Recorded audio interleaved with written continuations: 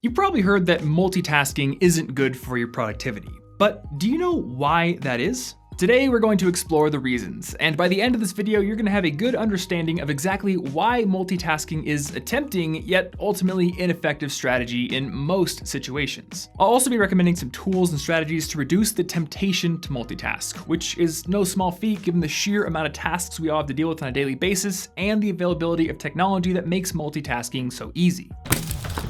What's the price of gold? Well, buy it! Tell my mom that I'm coming Wednesday. Sorry, next Thursday. Actually, October, okay?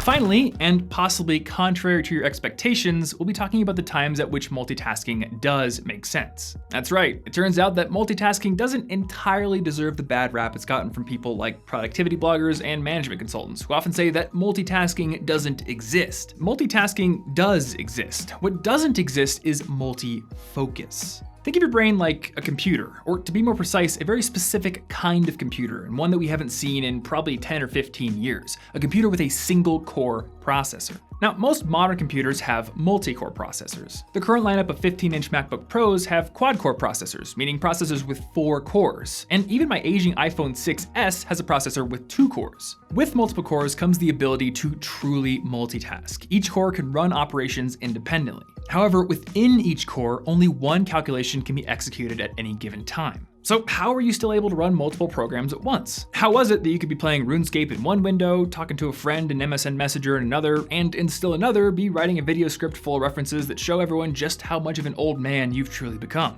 How do you do, fellow kids? Well, it's pretty simple. The processor switched back and forth between multiple tasks. But since they could manage millions of instructions per second, they created the illusion of true multitasking. Now, unfortunately, the human brain was not designed to switch back and forth between tasks quickly. It takes a little while for your brain to truly lock on to any task that requires a high level of concentration or active attention. So when you switch your attention away to something else, you incur what's called a cognitive switching penalty. Not only do you lose the time that it takes to switch from one task to the other and then back again later, you also lose a lot more time while your brain tries to get itself back into the flow state. And if you're switching tasks often, your brain forever stays in the shallow end of the focus pool. Multiple studies over the past few decades have demonstrated this inconvenient biological truth. And what's more, they've also demonstrated that multitaskers make more mistakes, which is something that I was reminded of just last night when I decided to stream some Enter the Gungeon on Twitch. I have put over 100 hours into that game, but because I was simultaneously trying to answer questions and be entertaining on the stream, my skill level dropped like a rock.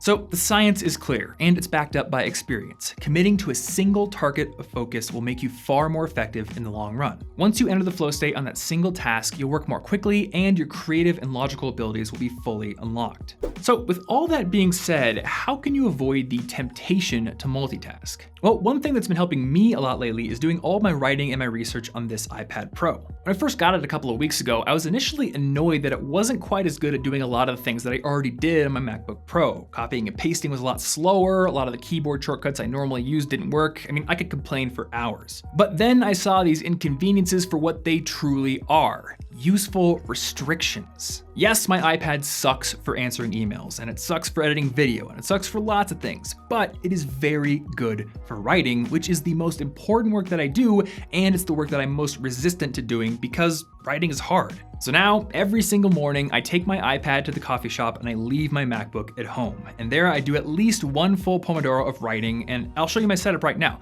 On 3/4 of the screen, I have Evernote, and I basically write whatever comes to mind, and on the other quarter of the screen, I have an app called Tide, which functions as my Pomodoro timer. Now, you definitely don't need an expensive iPad to get the same benefits. My friend Martin back in college actually did the exact same thing with an old iPod Touch and a little stand and a Bluetooth keyboard. And of course, you can do the exact same thing with a notebook and a pen as well, as long as your handwriting muscles haven't atrophied. If you do have to use a computer, you could use an app like Cold Turkey Writer, which locks down your computer and lets you do nothing but write until you've hit a word count goal, or you could use apps like Freedom or Focal Filter to block websites that you find distracting. Whatever you use, the key is to lock down your options.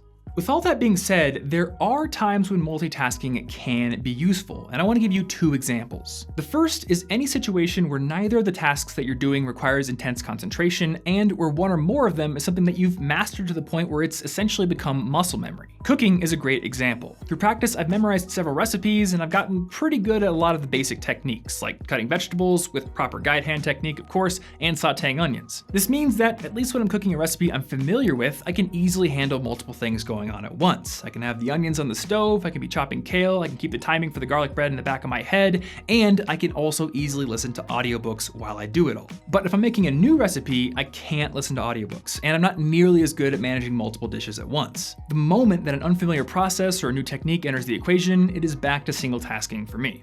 Now, aside from that, the one other situation where it can be useful to multitask is when you want to background process something in your head. As Dr. Barbara Oakley points out in her book, A Mind for Numbers, your brain has two different modes of processing, the focused mode and the diffused mode. When you walk away from a project after focusing on it for a while and kind of just let it simmer in the background, you're entering the diffused mode. And when you do this, new insights can pop up that wouldn't have otherwise popped up if you remained focused. My friend Martin actually brought this point up to me while I was writing this video, because right now he's designing an algorithm that'll suggest articles to people on our website. And he mentioned that after working on it intensely for a while, he took a break to go fight an easy monster in Monster Hunter, at which point some new insights popped up into the back of his head about how to improve it.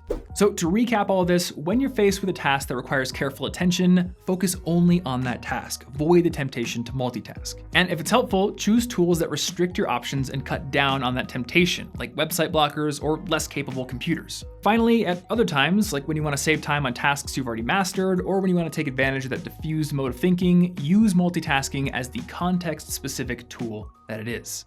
Speaking of mastering skills, you should check out Skillshare if you want to improve your mastery in web development, graphic design, presentations, or really any other skill that you want to learn. Skillshare is an online learning platform with over 17,000 courses in a ton of different areas, including the ones I just mentioned, plus digital animation, marketing, photography, and audio production, which is actually a skill that I've been trying to learn a bit about lately in an effort to improve the background music in my videos. If that's something that interests you as well, you should definitely check out Young Guru's class on learning to mix music. In addition to videos going over techniques like EQ and compression, there's also sample project files that you can download so you can start applying what you've learned right away. Skillshare is also more affordable than most other online learning platforms at less than $10 a month for their annual subscription, and the first 1,000 people that sign up with the link in the description down below are gonna get 2 months of premium unlimited access for just 99 cents. I wanna give a huge thanks to Skillshare for sponsoring this video and once again supporting this channel, and as always guys, thank you so much for watching. Hopefully you learned something from this video, and if you found it useful, definitely hit that like button down below. You can also click right there to subscribe to this channel so you don't miss out on any future videos, and click right there if you wanna get a free copy of my book on how to earn better grades. Lastly, you can get one more video on this channel if you want to keep watching by clicking right there, and I will see you in the next video.